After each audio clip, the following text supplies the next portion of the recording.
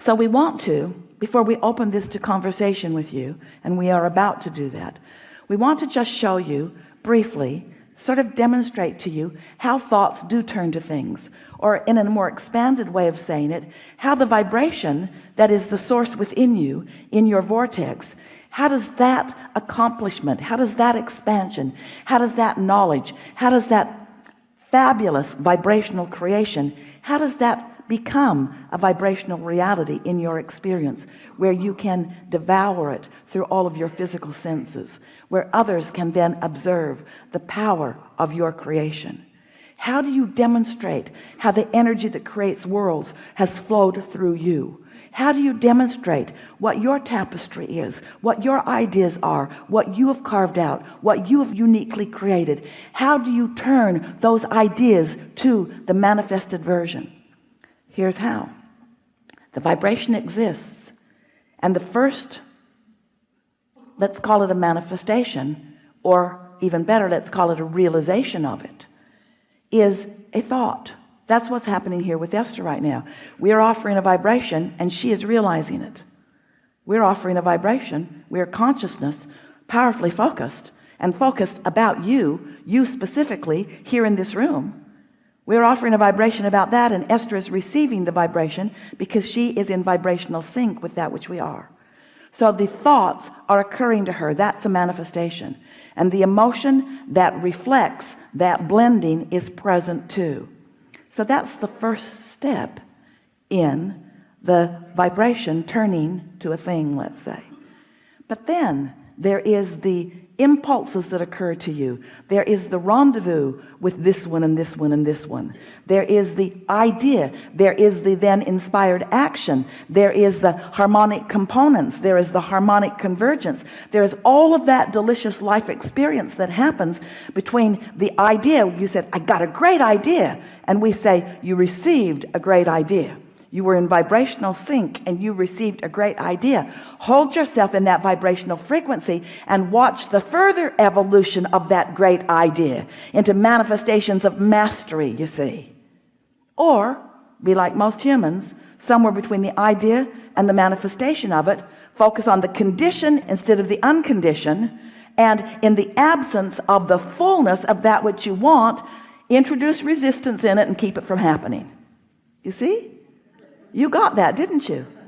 You understand the unconditional creation.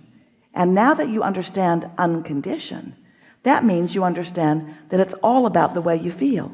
It's all about doing something deliberately about controlling your point of attraction. But we want to use a different word than point of attraction. We want to use the word point of reception, because the revelation is happening constantly. The only question is, are you realizing it? Are you in the vibrational frequency where you're getting it? How often do your little children get it? Because they're clear, they're pure, they're all wadded up in belief. You work hard to get them to get wadded up in belief, you do. You're too frivolous, little child. You think that the universe revolves around you, you foolish, foolish child, you say to them, when they know that it really, really does. You think that life is supposed to be simple and easy for you. They know it, but you're going to get them. In most cases, children will reflect the beliefs of their parents, and then you'll come and see us years later. And we will help you forget all the stuff they taught you that isn't good for you. We will help you to remember that you are the creator of your own reality, that you are a vibrational being in a vibrational universe, and that you've got all that is on your side, and that you are never alone, and that whatever it is that you are wanting can be your experience. But you've got to find the frequency of it and practice it until it becomes dominant within you. You can't mess around with this. You can't use words that you don't mean, because the universe does not respond to what you're saying. The universe responds to what you mean. And what you mean is how you feel. So if you're discouraged, that's your point of attraction. If you're ornery, that's your point of attraction. If you're mad at somebody, that's your point of attraction. If you're joyful, that's your point of attraction. In other words, this is very simple. And then you want to say, but wait, you need more information, Abraham. I'm sure that if I explained to you why I am so mad, that you would be mad too.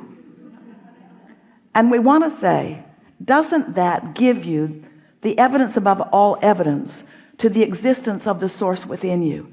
The very fact that you can experience negative emotion is your proof that there is a relationship between you and something. In other words, because if your inner being would come over there and be mad with you about the thing that you are angry about, you're right, there would be no separation. But it doesn't work that way, because your source will never join you in that negative focus. So we think you got that. That's a really good thing. Got to be somewhere in the vibrational vicinity of it before you can do that. Good for you. So now, what do you want to talk about? Where should we go with this understanding of deliberate creation? What do you want to talk about? And are you refreshed? Yes. Good. Now what? So my question has to do with negative emotional stuff, energy. Guidance. It's one thing for me, I get cut off in traffic, or somebody I know does something that makes me, that kind of stuff is not that difficult to handle, to get into a better... Because it doesn't challenge a strong desire.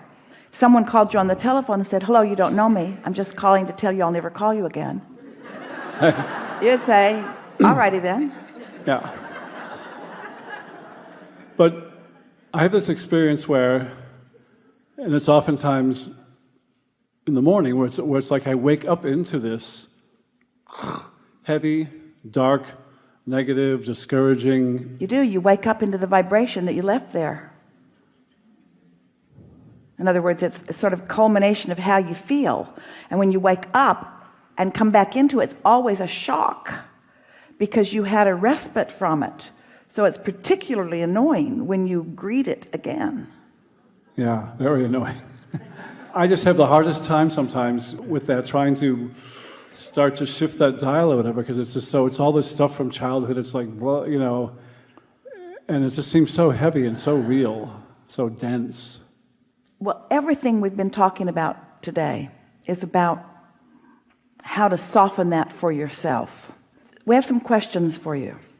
Do you acknowledge that negative emotion is guidance? Yes.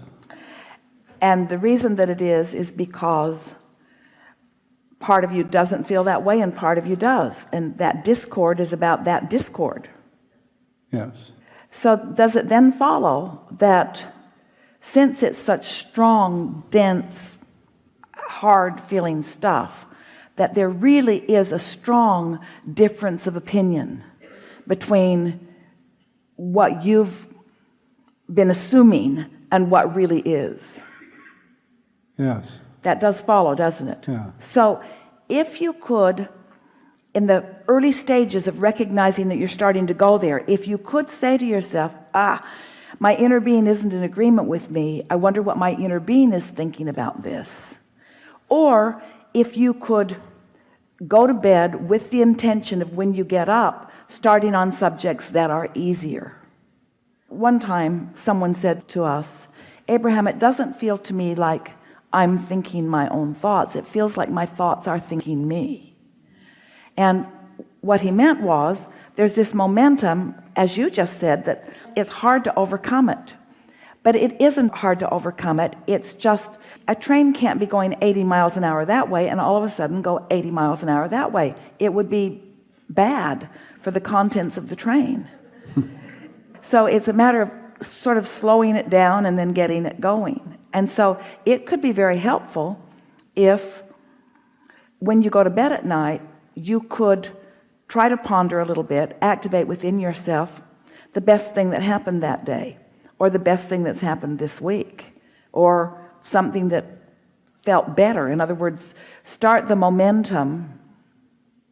And then in the morning, find something that feels better. In other words, we know, because we can feel you and we know what's in your vortex, we know it's not all dark, and we think you're holding yourself to very strict standards.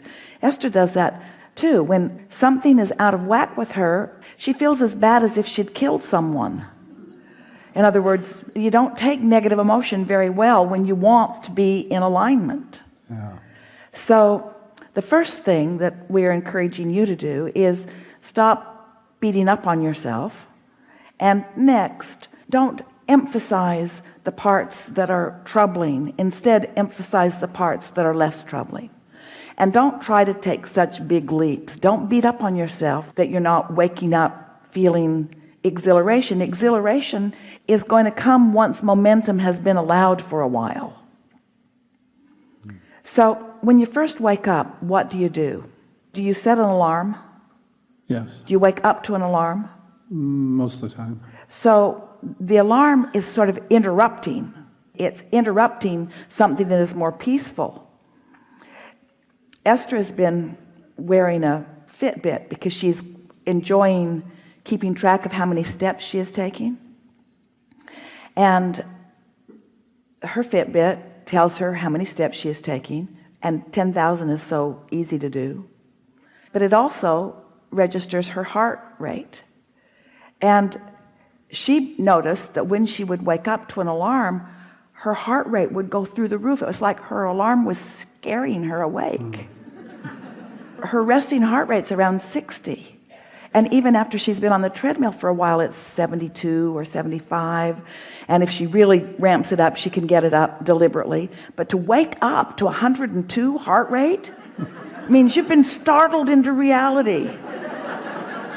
And that's what sort of happens to you sometimes, is that you're in this vibrational place where the momentum is stopped, and then you sort of get startled into reality, where immediately you start focusing right away on those things that are less than aligning in nature. So when you wake up to your alarm, do you wake up to your alarm because you have things that you want to tend to and you don't want to oversleep? Yeah. And so after you wake up, is it necessary that you immediately get out of bed? Not always. So we would encourage you to set your alarm for 20 minutes before you actually need to get out of bed, and call that your luxurious basking yourself back into reality time. In other words, doing yourself the favor. Can you do that without upsetting anybody else around? Yeah. So then when you set your alarm the night before, say to yourself, I'm looking forward to awakening and settling in to a better feeling day. And then when you wake up, say to yourself, I don't have to get up. I can just stay right here. I can just stay right here and feel the comfort of my bed. And then focus on the comfort of your bed, providing yourself with that little window of luxury. It's like a gift to yourself of just re-emerging back in. It's not different. When you wake up in the morning, it's not different than being born into this physical body, except you know more. And most of it is not to your advantage.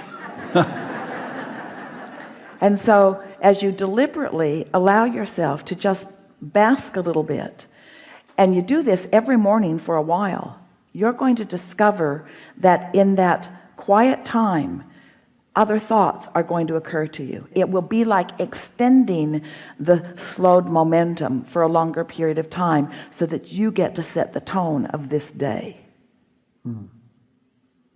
It will be powerful for you. It's more gradual. I have one more question that relates to that. Are you going to do that? Yes, I will. Are you going to do that? Yes. Everybody ought to do that if you're really looking to set the tone the way you want to. If you're waking up just happy to be in this day, and you can hardly wait for your feet to hit the floor because there's so much momentum that you've already got going, then this process isn't necessary for you. But if anything less than feeling great when you wake up is what you're experiencing, then give yourself the opportunity to set your own tone, because first thing in the morning is the best probability of doing it.